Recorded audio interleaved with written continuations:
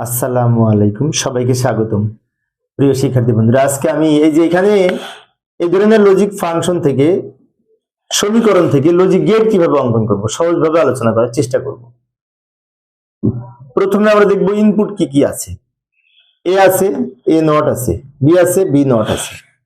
তার মানে কি, আমরা এ একটা ইনপুট নিলাম, এর সাথে নট যুক্ত করব, এখানে এর সাথে এই যে এর সাথে নট যুক্ত করে এ নট পেলাম।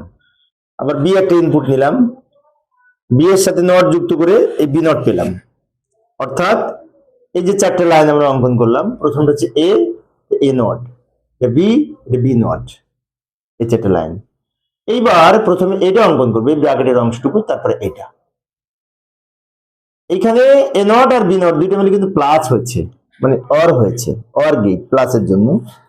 আমরা ব্র্যাকেটের অংশের কাজটুকু যদি করতে চাই, এ নট আর বি নট, এ নট এইটা, বি নট এইটা, এ নট আর বি নট দুইটা মিলে কি হচ্ছে, যোগ হয়েছে, যোগের জন্য অর গেট।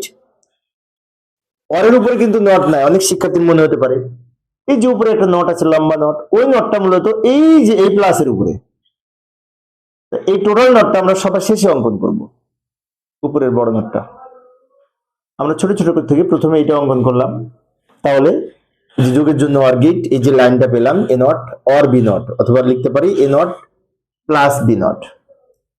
এরপরে এইটা এ আর বি দুটো কি হয়েছে, গুণ হয়েছে, তার উপরে নট যুক্ত হয়েছে। তার মানে কি, গুণের উপরে নট থাকলে এন্ড এর উপরে নট, মানে ন্যান গেট হবে। যেমন এটা হচ্ছে এ, এটা হচ্ছে বি, এটা হচ্ছে এ, এটা হচ্ছে বি, দুইটা মিলে আবার গুণ হয়েছে, গুণের জন্য এন্ড গেট, ডি এর মতো দেখতে। এন্ড এর সাথে আবার এই নট যুক্ত হয়েছে, এন্ড এর সাথে নট যুক্ত করলে এটা ন্যান্ড গেট হয়, ন্যান্ড। এই যে লাইনটা পেলাম, এটা হচ্ছে এ বি গুণ করে তার উপরে নট। এখন এই ব্র্যাকেটের অংশের ফলাফল পেয়েছি এটা, আর এইটার ফলাফল পেয়েছি এইটা। এই দুইটা মিলে আবার মাঝখানে যোগ আছে, এইটা আর এইটা দুটো মিলে যোগ হয়েছে, যোগের উপরে নট বসাচ্ছে। তাহলে আমরা কি করব, উপর থেকে নিয়ে একটু ছোট করব, নিচ থেকে নিয়ে একটু ছোট করব, যোগের জন্য অর গেট অঙ্কন করব। অঙ্কন করার পরে এই প্লাসের উপরে এই লম্বা নটটা এইখানে যুক্ত করব। এই যে লাইনটা বের হলো, এটা হচ্ছে টোটাল এটার মান।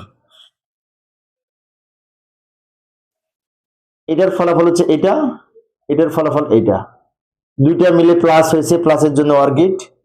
অরের উপরে নট যুক্ত হয়েছে, মানে কি নর হয়ে গেছে, নর গেট। অরের সাথে নট যুক্ত করলে নর গেট, এন্ড এর সাথে নট যুক্ত করলে ন্যান গেট। এটা আবার শুধুমাত্র অর গেট। তাহলে এখানে কিন্তু চার ধরনের গেট আছে। এই দুইটা নট, এটা অর, দুই ধরনের হলো। এটা ন্যান্ড, তিন ধরনের হলো। এটা হচ্ছে নর, অরের সাথে নট যুক্ত।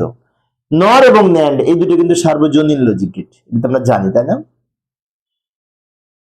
প্রিয় শিক্ষার্থী বন্ধুরা, এই ছিল আজকের আলোচনা। আমি শিক্ষার্থীদের অনুরোধে অল্প অল্প করে আলোচনা করি, যাতে শিক্ষার্থীরা বোরিং ফিল না করে। পরের ক্লাসটি দেখার আমন্ত্রণ রইল। খোদা হাফেজ।